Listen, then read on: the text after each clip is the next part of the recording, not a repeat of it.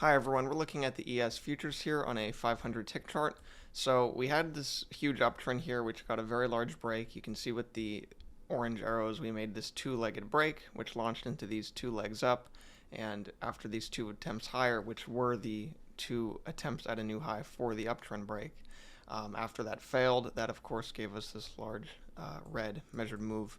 And so prices met this measured move here. It initially pushed right on through it right here, retested it, ended up needing to make a new low for this spike down here, and then now we're getting this much stronger reversal. And so we went into this uptrend here, we got this two-legged break, and now we're getting a good bullish reaction to this measured move level after pushing above here. So we're just looking to get in on the second leg up. You can see here we have our first leg up, two-legged break down to here, and then we're starting that second leg up here.